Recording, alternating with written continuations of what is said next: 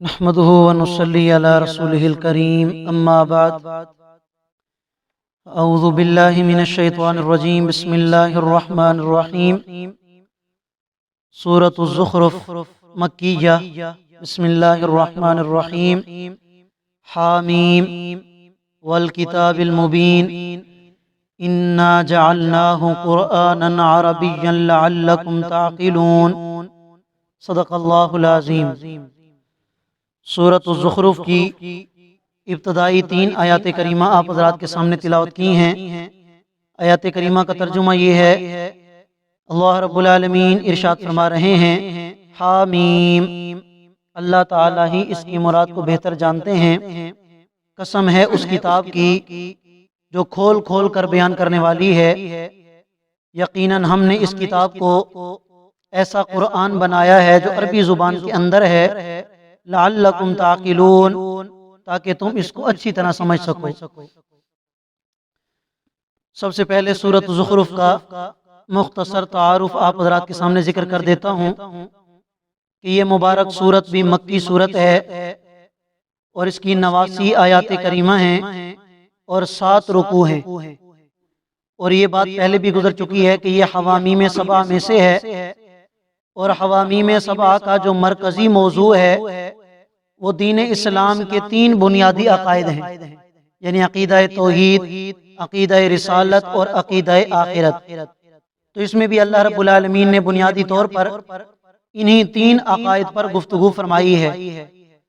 اس میں زیادہ تر مشرکین مکہ کے عقائد کی تردید کی گئی، اور بالخصوص ان کا یہ عقیدہ کہ جس کو بنیاد بنا کر وہ فرشتوں کو اللہ کی بیٹیاں قرار دیتے تھے، اللہ تعالیٰ نے اس مبارک صورت کے اندر ان کا رد فرمایا ہے۔ اسی طرح مشرکین مکہ نبی کریم صلی اللہ علیہ وسلم جب توحید والا پیغام انہیں سناتے تو آگے سے وہ دلیل پیش کرتے کہ ہم تمہاری دعوت کو قبول اس لیے نہیں کرتے کہ ہمارے آباء و اجداد کا دین یہ نہیں تھا، ہم اپنے آباء و اجداد کے دین کو نہیں چھوڑ سکتے۔ تو اس میں پہلا جواب تو اللہ رب العالمین نے یہ ارشاد فرمایا کہ جب قطعی عقائد تمہارے سامنے آ جائیں، قرآن و سنت سے جو عقیدہ ثابت ہو وہ تمہارے سامنے آ جائے، تو پھر اس کے سامنے باپ دادے کا طریقہ نہیں چلتا، اسی کو ماننا پڑتا ہے۔ اور اگر تم نے آباء و اجداد کے پیچھے چلنا ہے تو تم خود کہتے ہو کہ حضرت ابراہیم بھی ہمارے باپ دادوں میں سے ہیں، تو تم ان کی پیروی کیوں نہیں کرتے؟ اور انہوں نے تو کھلم کھلا یہ اعلان فرمایا ہے کہ میں شرک کرنے والوں کے ساتھ نہیں ہوں، بلکہ میں تو اللہ تعالیٰ کی توحید پر عمل کرنے والا ہوں۔ نبی علیہ الصلوۃ والسلام پر مشرکین مکہ جتنے بھی اعتراض کیا کرتے تھے، اس مبارک صورت کے اندر ان کا بھی جواب دیا گیا ہے۔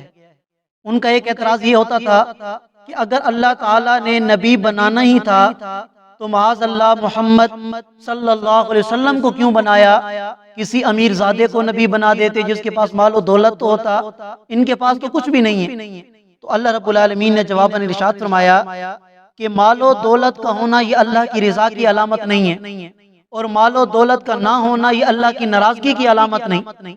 اگر اللہ تعالیٰ چاہتے تو ان کافروں کو سونے چاندی کے ڈھیر عطا فرما دیتے، لیکن اس کا یہ مطلب ہرگز نہ ہوتا کہ اللہ ان سے راضی ہیں۔ اور آج بھی ہمارے سامنے ہے کہ کافر ہم سے اچھی زندگی گزار رہے ہیں، دیکھنے کے اعتبار سے، دنیاوی نعمتوں کے اعتبار سے، آسائشوں کے اعتبار سے، لیکن اس کا یہ مطلب ہرگز نہیں کہ اللہ ان سے معاذ اللہ راضی ہیں اور مسلمانوں سے ناراض ہیں۔ تو یہ اللہ تعالیٰ نے آیت نمبر 35 کے اندر لفظ زخرف کا ذکر فرمایا ہے، اور زخرف کا معنی ہوتا ہے سونا، تو اسی وجہ سے سورت کا نام بھی سورۃ الزخرف رکھا گیا۔ پہلی آیت کریمہ حامیم یہ حروف مقطعات میں سے ہے، ان کی صحیح مراد اللہ تعالیٰ ہی بہتر جانتے ہیں۔ آگے اللہ نے قسم اٹھائی ہے اس کتاب کی کہ جو حق کو واضح طور پر بیان کرنے والی ہے۔ آپ سنتے رہتے ہیں کہ کیسے اللہ تعالیٰ نے کھول کھول کر بیان فرمایا ہے ہمارے اور آپ کی رہنمائی کے لیے۔ فرمایا کہ ہم نے اس قرآن کو عربی زبان میں اتارا اس لیے کہ یہ قرآن براہ راست عرب لوگوں پر اترا تھا تاکہ ان کے لیے اس کو سمجھنا آسان ہو۔ وَإِنَّهُ فِي أُمِّ الْكِتَابِ لَدَيْنَا لَعَلِيٌّ حَكِيمٌ، اللہ فرماتے ہیں کہ یہ کتاب ہمارے پاس لوح محفوظ کے اندر ہے، لعلی، اور یہ بڑی بلند و بالا ہے، حکیم اور حکمت سے بھری ہوئی ہے یہ کتاب۔ افنضرب عنکم الذکر صفحا، اللہ فرماتے ہیں کہ اے مکہ کے کافرو، کیا ہم تمہیں نصیحت کرنا چھوڑ دیں گے؟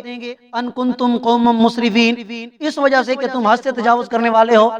اللہ فرماتے ہیں کہ یہ ہمارا طریقہ نہیں ہے کہ جو قوم حد سے تجاوز کرنے والی ہو، نافرمان ہو، کافر ہو، ہم اسے نصیحت کرنا چھوڑ دیں۔ نہیں، ہم تمہیں نصیحت کرتے رہیں گے، تمہاری اپنی مرضی ہے، مانو یا نہ مانو، مانو گے تو فائدہ ہے، نہیں مانو گے تو آنا تم نے ہمارے پاس ہے، تو پھر ہم تمہارے ساتھ دیکھ لیں گے، تم سے حساب و کتاب لیں گے۔ فرمایا وَكَمْ أَرْسَلْنَا مِن نَبِيٍّ فِي الْأَوَّلِينَ، ہم نے پہلے لوگوں میں کتنے نبی بھیجے، وَمَا يَأْتِيهِم مِّن نَبِيٍّ، اور جب بھی ان کے پاس کوئی نبی آیا، إِلَّا كَانُوا بِهِ يَسْتَهْزِئُونَ، تو وہ اس کا مذاق اڑایا کرتے تھے۔